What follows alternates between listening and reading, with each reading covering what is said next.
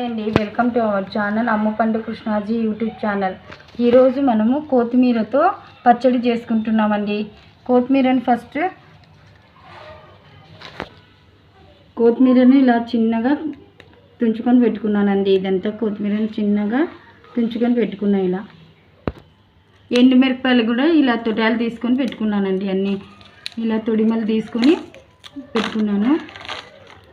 టమాటాలు కూడా శుభ్రంగా కడుక్కొని పెట్టుకున్నానండి, 2 టమాటాలు. వీటిని కట్ చేసుకుందామండి. ఇప్పుడు మిరపకాయలని ఇలా సన్నగా తెంపుకొని పెట్టుకుందామండి. టమాటాలని ఇలా కట్ చేసుకున్నాను, మీడియం సైజులో కట్ చేసుకున్నాను. ఇంకా ప్రాసెస్ చూద్దాం రండి. మెంతాలు కొన్ని వేసుకుంటున్నానండి, మిరపకాయలు వేసుకుంటున్నాను.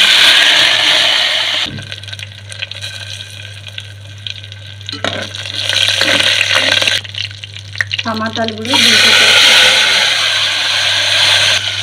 జీలకర్ర కొద్దిగా వేసుకుంటున్నాను. కొద్దిగా మగ్గాలండి ఇది టమాటాలు. పసుపు వేసుకుంటున్నామండి. కొద్దిగా పసుపు, రుచికి సరిపోయినంత ఉప్పు వేసుకుంటున్నానండి. కొత్తిమీర శుభ్రంగా కడుక్కొని వేసుకుంటున్నానండి. కొత్తిమీర దీంట్లోకి మూత పెట్టుకోవాలి. మగ్గనిద్దాం. చిన్నగా సిమ్లో పెట్టుకోవాలి పొయ్యి కూడా. ఇలా మెత్తగా రోట్లో వేసుకొని దంచుకోవాలండి. ఇప్పుడు మెత్తగా అయిందండి, దీన్ని తీసేసుకుందామండి.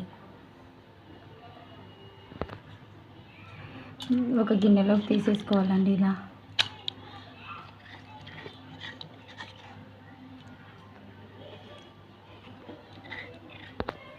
ఇలా తీసుకున్న రోటి పచ్చడిని వేడి అన్నంలో వేసుకొని కలుపుకొని తింటే ఎంతో రుచికరంగా ఉంటుందండి.